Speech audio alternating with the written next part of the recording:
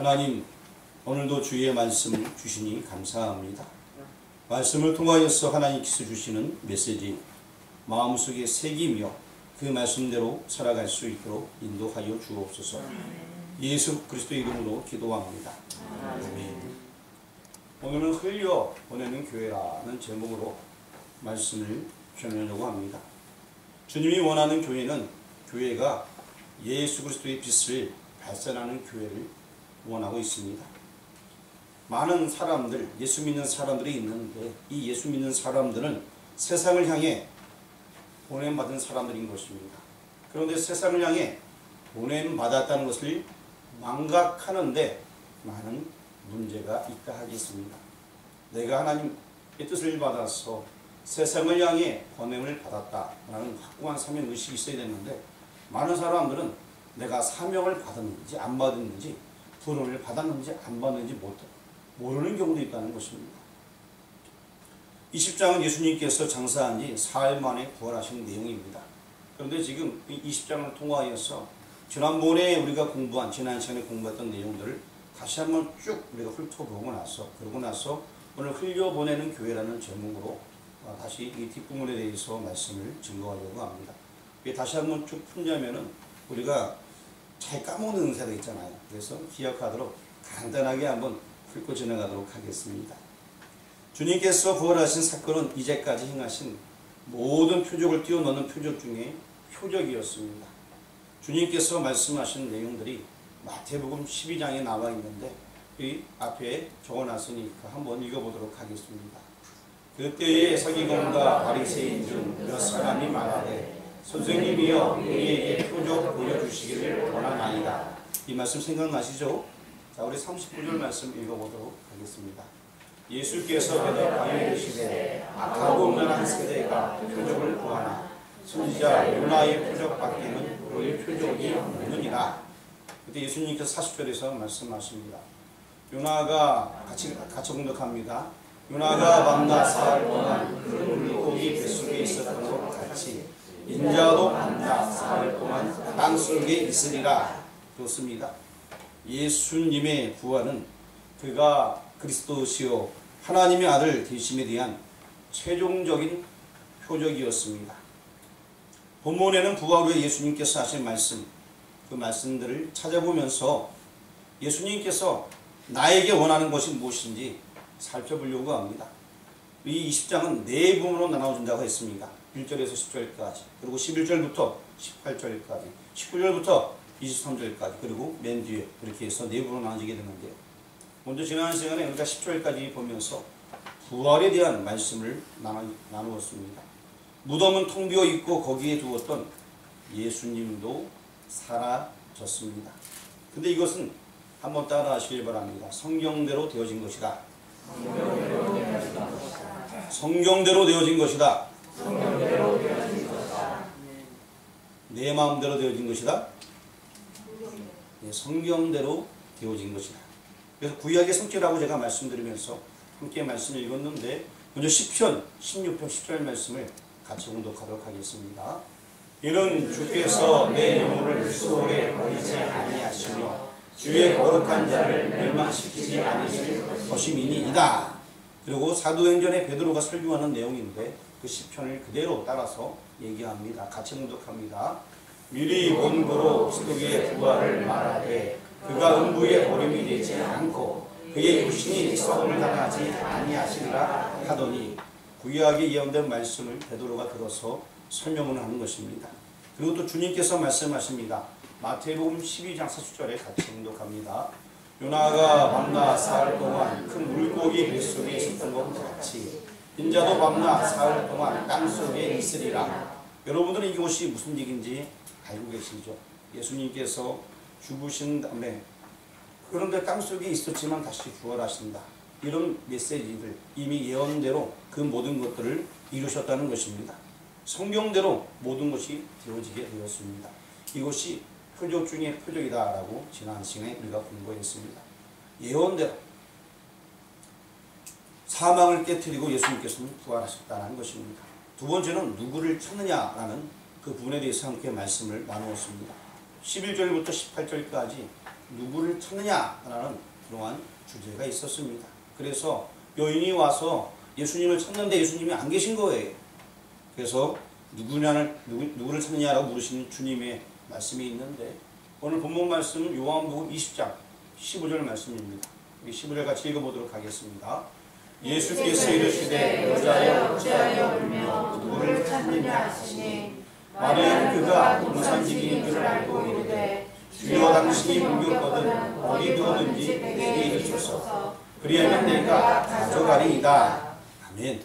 누구를 찾고 있느냐? 주님은 묻고 계십니다. 이 질문은 나 자신을 돌이키는 메시지다 라고 말씀을 드린 바가 있습니다. 우리는 예수님 한 분으로 충분합니다. 예수님 때문에 내가 구원받는 것입니다. 예수님 때문에 나는 만족해야 될 것이고 만족합니다. 여러분은 누구를 찾고 있습니까? 지난 시간에 물어봤죠? 여러분은 누구를 찾고 있습니까?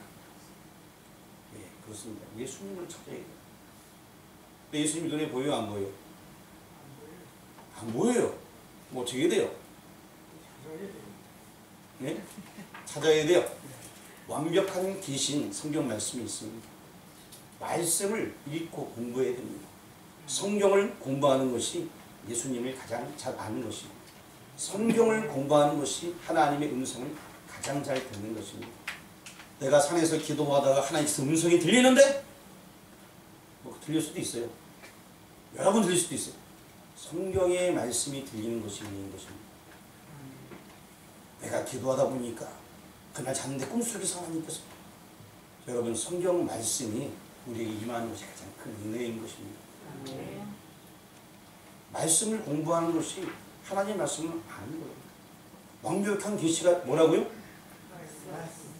성경이 성경. 완벽한 계시는 성경이.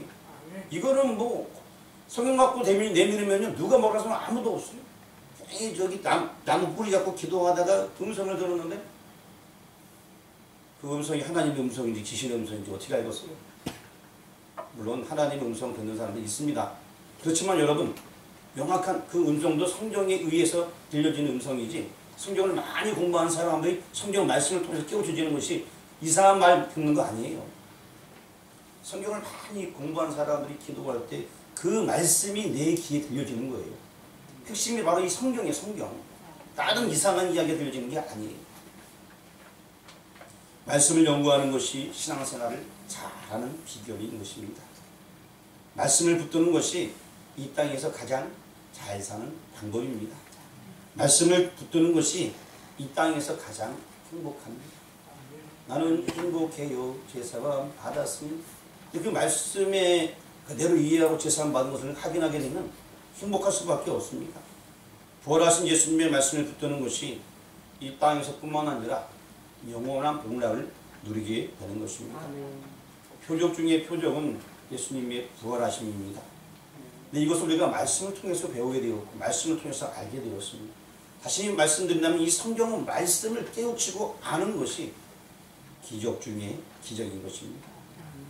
이것이 우리가 지난 시간에 공부했던 내용들이고, 오늘도 성경에서 우리에게 말씀을 주시고 계시는데 이 말씀을 살펴보려고 합니다. 이제 사명을 부여하신 내용도 나와 있고 그 다음에 맨 마지막에 도마의 이야기도 나와 있습니다. 그런데 이 도마의 이야기를 하려면 시간이 많이 걸리는데 일단 사명 부분이 중요하니까 사명 부여하는 이 내용 14절부터 23절까지 내용 총총적으로 말씀드리겠습니다. 도마를 제어한 제자들에게 예수님께서 나타나셨습니다. 요한복음 20장 20절 말씀, 오늘 본문 말씀인데 앞에 적어놨습니다. 같이 한번 읽어보도록 하겠습니다. 이 말씀을 하시고 손과 옆구리를 보이시니 제자들이 주를 보고 기뻐하더라. 지금 누가 없다고요? 예, 도마 사람 이름이에요. 자꾸 도마 우리 집에 도마 그거 말고요. 사람 이름이에요. 혹시 모르는 분은 있을까 봐요. 자, 그리고 그에게 사명을, 그 제자들에게 사명을 부여하십니다. 하나님께서는 그리스도 한 분을 보내주셨습니다.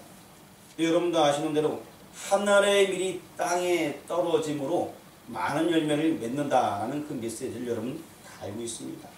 그렇듯이 예수 그리스도는 수백 명, 수만 명, 수천 명, 수억만 명을 파송하시기에 이르게 된 것입니다. 예수님 당시에 12제자 그리고 70인을 파송하셨고 또 500여 형제 가운데서 예수님께서 승천하셨습니다. 자, 그리고 베드로를 통하여서 3,000명이 회개하고 이런 역사들이 계속 있으면서 이제 많은 사람들이 이 복음의 열매를 맺으면서 주님의 부름에 응하면서 파송하는 그런 일들이 있게 되어졌습니다. 창세기 15장 5절 말씀에 아브라함에게 하나님께서 주신 메시지가 있습니다. 한번 같이 읽어보도록 하겠습니다. 그를 이끌고 밖으로 나가 이르시되 하늘을 보고 우편을 쓸 수 있나 보라. 또 그에게 이르시되 내 자손이 이와 같으리라. 자, 별과 같이 많아진다는 이 메시지 아브라함에게 주어졌습니다. 아브라함은 나이가 많을 때까지 자식이 없었는데 이러한 메시지를 이 아브라함이 받게 되었습니다. 갈라디아서 3장 16절 말씀에는 이 말씀을 해석해 주고 있는데 같이 읽어보도록 하겠습니다. 이 약속들을 아브라함과 그 자손에게 말씀하신 것인데 여럿을 가리켜 그 자손들이라 하지 아니하시고 오직 한 사람을 가리켜 내 자손이라 하셨으니 곧 그리스도라. 자, 무슨 얘기인지 아시겠습니까? 내 씨로 말미암아 내 자손으로 말미암아 천한 만민이 구원을 얻을 것이다. 내 씨, 내 자손은 누구 얘기하는 거라? 바로 그거예요. 예수님 한 분을 얘기하는 거예요. 이거 오해하면 안 돼요. 그래서 예수님으로 말미암아서 우리가 구원 얻는 거예요. 예수님 그분의 한 분의 미랄이 되어서 썩어 죽음으로 말미암아서 계속 복음의 역사가 확장되어져서 지금은 별과 같이 많이 파송된 자들이 생겨나게 되었고 복음을 가진 자들이 생겨나게 되었다는 것입니다. 바다의 모래처럼 시대가 흐르면서 엄청나게 많은 믿는 자들이 생겨나게 되었고 복음 전하는 자들이 생겨나게 되었습니다. 요한복음에서는요, 와서 보라, 나를 따르라, 이런 메시지로 요한복음이 시작되어지고 있습니다. 와보라, 이런 내용이 나와 있습니다. 요한복음 1장 39절 앞에 적어놨는데 한번 읽어보도록 하겠습니다. 예수께서 이르시되 와서 보라. 그러므로 그들이 가서 계신 데를 보고 그날 함께 보니 내가 여기서쯤 되었더라. 이제 예수님을 만나기 위해서 와서 보라 라고 얘기하는 것입니다. 그러고 나서 우리 요한복음 1장 43절에도 한번 말씀이 있는데 읽어보도록 하겠습니다. 이튿날 예수께서 갈릴리로 나가려 하시다가 빌립을 만나 이르시되 나를 따르라 하시니 예수님께서도 나를 따르라 이렇게 말씀하고 있습니다. 예수님께서 초청하고 있는 것이죠. 나를 따르라, 와보라, 나를 따르라, 이렇게 시작한 요한복음. 이제 20장에 와서는 예수님께서 말씀합니다. 아버지께서 나를 보내셨다. 그러므로 나도 너희를 보낸다 라는 말씀을 합니다. 요한복음 20장 21절에 이 말씀을 하고 있습니다. 같이 한번 읽어보도록 하겠습니다. 예수께서 또 이르시되 너희에게 평강이 있을지어다. 아버지께서 나를 보내신 것 같이 나도 너희를 보내노라. 누가 예수님을 보냈다고요? 아버지. 이제 예수님께서 누굴 보낸다고요? 누굴 보낸다고요? 크게 얘기해, 크게. 누구 보낸다고요? 해석이 몇 가지 왔네, 보죠? 성경 보니까 너희를 보내노라. 그렇습니다. 그러면 그 메시지가 결국에 우리까지 와서 우리를 보내는 그런 내용이 되게 되는 것입니다. 지금 파송하시는 것입니다. 그래서 우리가 기도하면서 어떤 때에는 선교사님을 파송하기도 하고 파송 예배도 드리고 그를 위해서 기도하고 후원도 하게 됩니다.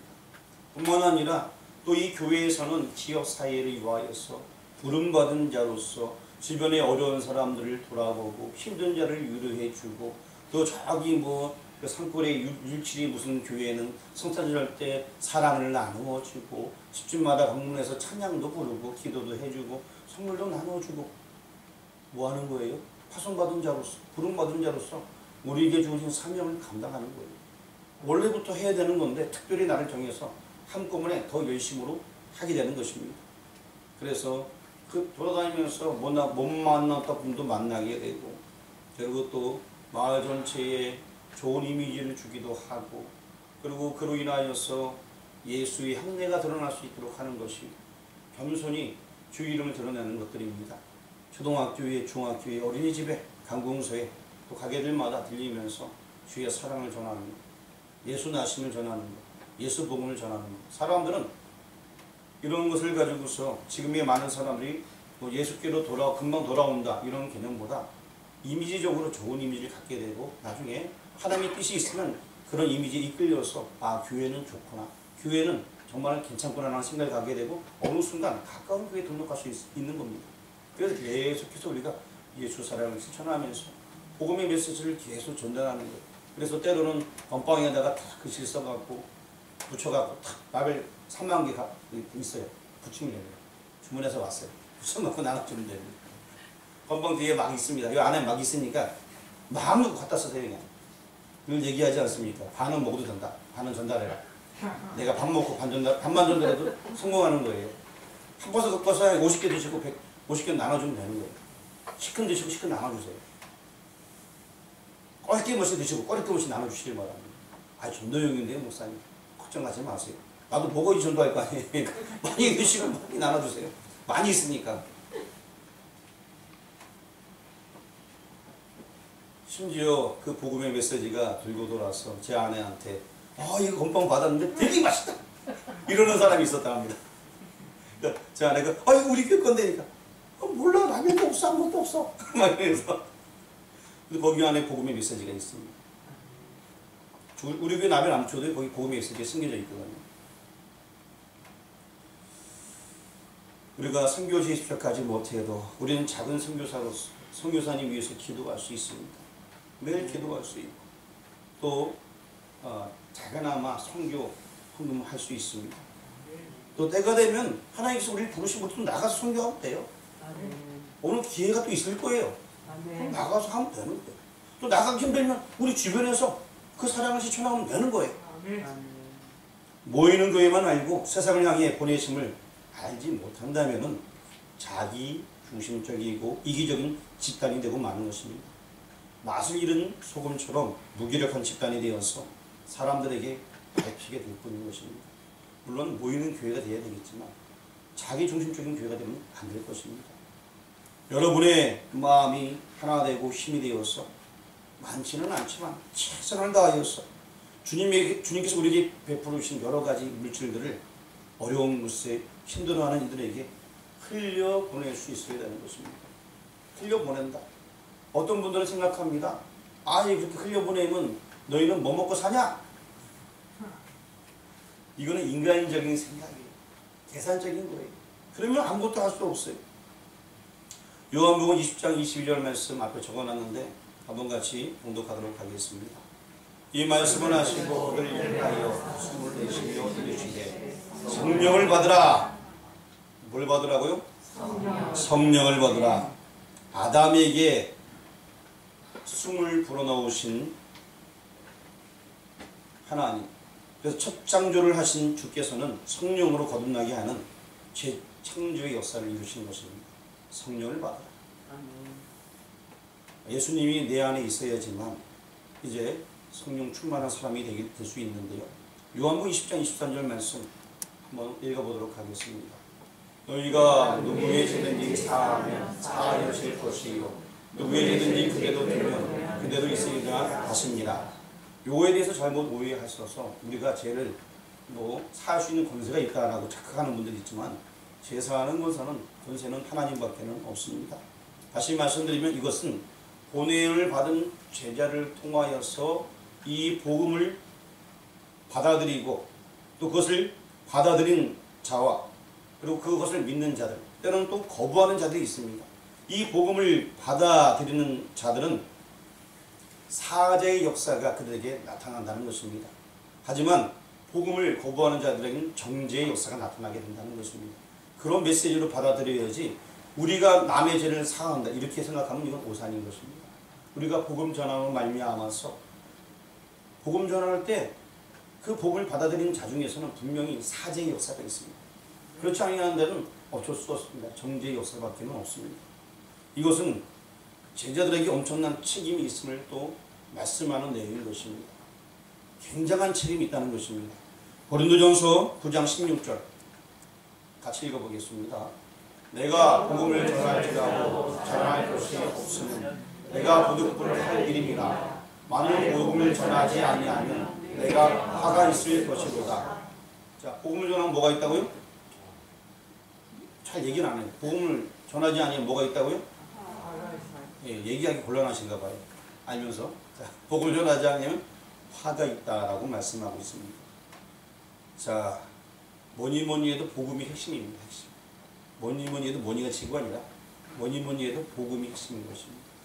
이 복음을 전해야 되는 것입니다. 복음을 전하는 것은 우리의 사명인 것입니다.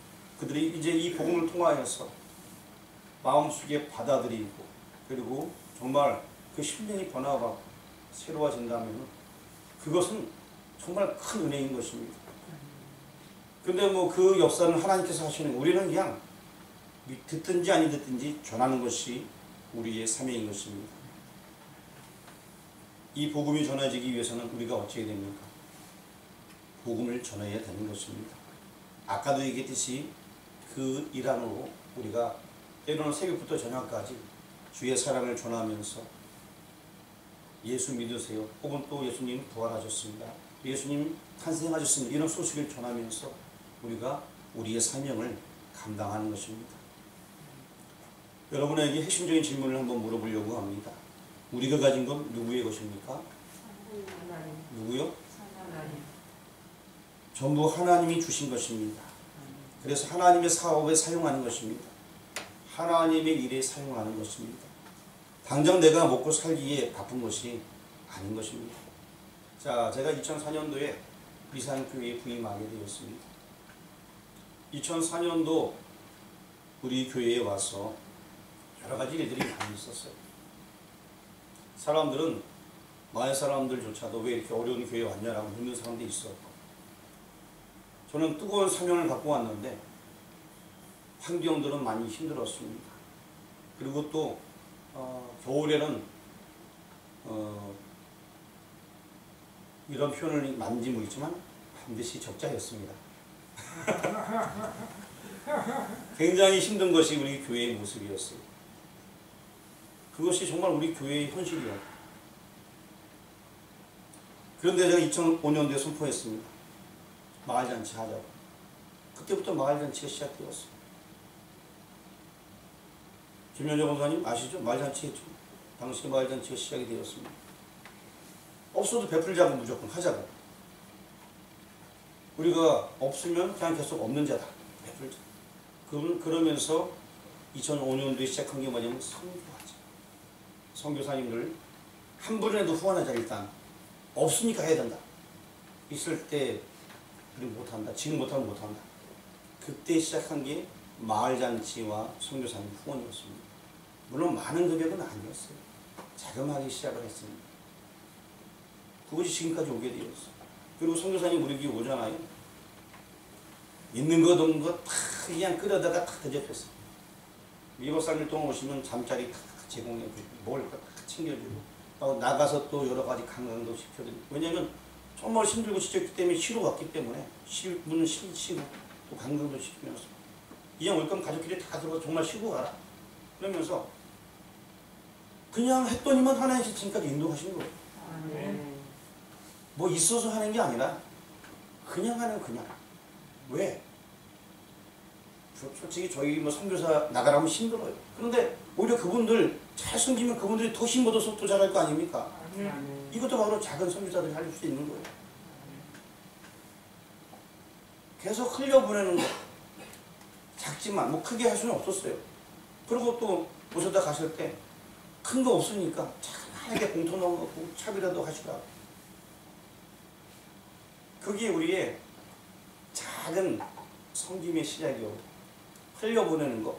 그 일을 하게 하였는데 하나님께서는 지금까지 굶기지 아니하시고 잘 살 수 있게 하셨습니다. 제가 여기 올 때 몸무게가 굉장히 작았어요. 60kg도 안 됐는데 지금은 이제 80이 넘어갑니다. 너무 잘 먹고 잘했습니다. 자꾸 선교하고 흘려보내다 보니까 더 뚱뚱해지는 것 같아요. 바로 그 같습니다. 베푸는 교회, 섬기는 교회, 그런 모습 하나님께서 원하시는 교회가 아닐까.